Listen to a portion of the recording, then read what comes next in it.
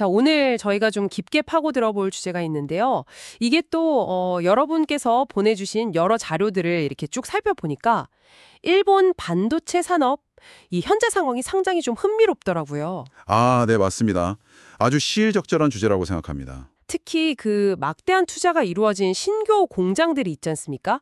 근데 이게 실제 가동이 좀 지연되고 있다는 문제가 있어서 이 반도체 부활이라는 큰 그림 아래서 도대체 어떤 일들이 벌어지고 있는 건지 오늘 그 속내를 좀 자세히 들여다보려고 합니다. 네, 그렇죠.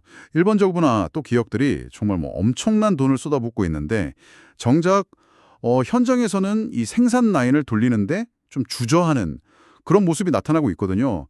보내주신 자료들을 보니까 그 배경이 뭐 간단치만은 않습니다. 꽤 복잡하게 얽혀 있어요. 그렇군요. 그래서 왜 이런 상황이 벌어지고 있는지, 그리고 이게 또 어떤 의미를 가지는지 오늘 좀 심층적으로 짚어볼 필요가 있겠습니다. 좋습니다. 그럼 가장 먼저 눈에 확 들어오는 현상부터 좀 짚어보죠. 작년하고 올해, 그러니까 2023년, 2024회계 연도에 일본 안에 새로 지어졌거나 혹은 인수한 주요 반도체 공장이 한 7곳 정도 된다고 하는데 그중에 무려 4곳이 아직 본격적인 양산을 시작하지 못했다는 이 사실. 와, 이게 거의 절반 이상이잖아요. 네, 맞습니다. 상당수죠. 도대체 왜 그런 걸까요? 공장은 다 지어놓고? 그 핵심은 역시 시장 수요입니다. 지금 뭐 인공지능, AI용 반도체는 워낙 뜨거우니까요. 그쪽을 제외하면 다른 분야의 반도체 수요 회복이 예상했던 것보다 훨씬 더딘 상황인 거죠. 아, 예상보다 더요? 네, 특히 이제 전력 반도체라던가 낸드 플래시 메모리, 또 이미지 센서처럼 사실 우리 실생활하고 굉장히 밀접한 제품들에 들어가는 반도체들이거든요. 이런 부분들이 직접적인 영향을 지금 받고 있다고 봐야 합니다. 그렇군요. 그 수요 부진이라는 게 구체적으로 어떤 분야에서 좀 두드러지나요? 특히 그 전지차 시장 둔화? 이게 좀 큰 영향을 미쳤다는 분석도 있던데요. 아, 네, 맞습니다. 정확히 보셨습니다. 그게 상당히 커요. 대표적으로 이제 자동차 반도체의 강자죠. 르네사스 일렉트로닉스. 여기 사례를 보면 좀 명확해지는데요. 네네. 이 회사가 9년 만에 야심차게 재가동한 공장이 있습니다. 야마나시현 고후 공장인데 아, 고후 공장. 네, 원래는 올해 초에 양산을 딱 시작하려고 했었어요.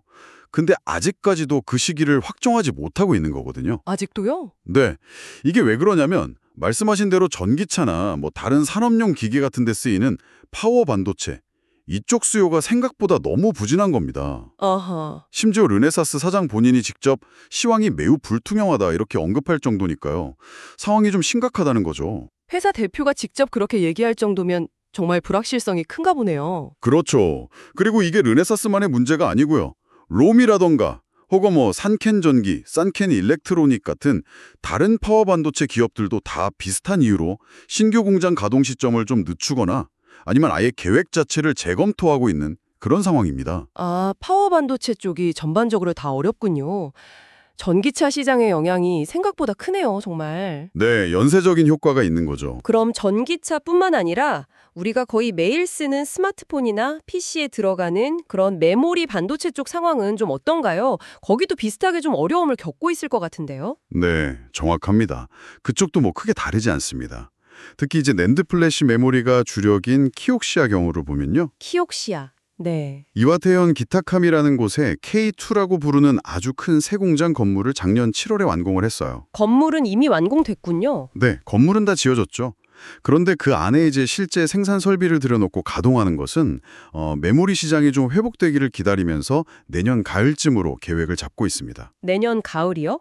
1년 이상 미뤄지는 거네요. 그렇죠. 거의 뭐 1년 넘게 그냥 건물을 놀리는 셈인데 이게 왜냐하면 D램하고는 좀 다르게 낸드 플래시 쪽은 그 AI 특수 효과를 직접적으로 누리기가 좀 어렵거든요. 아, 그렇군요. D램은 HBM 때문에 좀 괜찮은데 네, 맞습니다. HBM 덕에 D램은 좀 나은데 낸드는 주로 PC나 스마트폰 이쪽 수요에 많이 의존하는데 아시다시피 이쪽 시장 회복이 생각보다 지금 더 더딘 거죠. 그게 이제 발목을 잡고 있는 겁니다. 정부 보조금까지 받은 투자도 있다고 들었는데 그런데도 이렇게 지연되는군요. 네, 일부 투자는 정부 보조금 지원을 받아서 진행을 했는데도 불구하고 역시 시장 상황 앞에서는 어쩔 수 없는 그런 판단을 내린 것으로 보입니다. 참 어렵네요.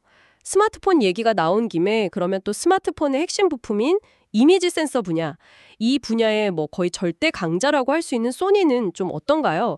거기도 상황이 썩 좋지만은 않다고 들었는데요. 네, 소니 상황도 뭐 아주 좋다고 말하기는 어렵습니다. 나가사키현에 새로 지은 이미지 센서 공장이 있는데 일간 양산을 시작하기는 했어요. 아, 거긴 시작은 했군요. 네, 시작은 했는데 다만 그 추가 투자에 대해서는 굉장히 아주 신중한 태도를 보이고 있습니다. 왜 그런 거죠? 이미지 센서는 계속 수요가 있지 않나요? 그게 이제 주 고객사, 뭐 대표적으로 애플 아이폰 같은 경우 그 판매량이 예전 같지가 않다는 점이 하나 있고요. 또 하나는 중국 경쟁사들이 기술적으로 굉장히 빠르게 따라붙으면서 가격 경쟁도 심해지고 뭐 이런 복합적인 이유 때문에 앞으로 수요가 계속 크게 늘어날 거라고 장담하기가 좀 어려운 상황인 거죠.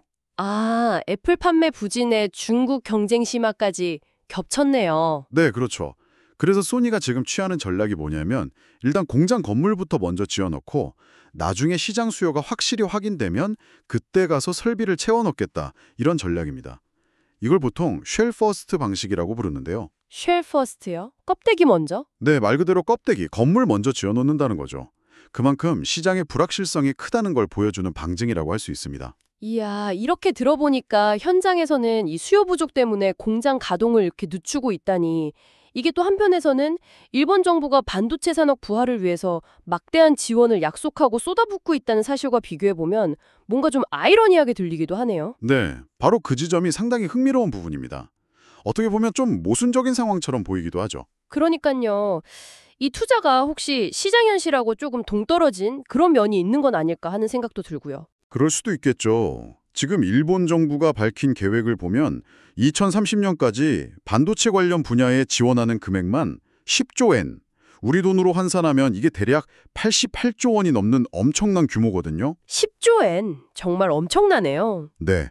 그리고 민간 투자까지 합치면 2029년까지 예상되는 총 투자 규모가 약 9조 엔에 달할 거라는 그런 예측도 나오고 있습니다.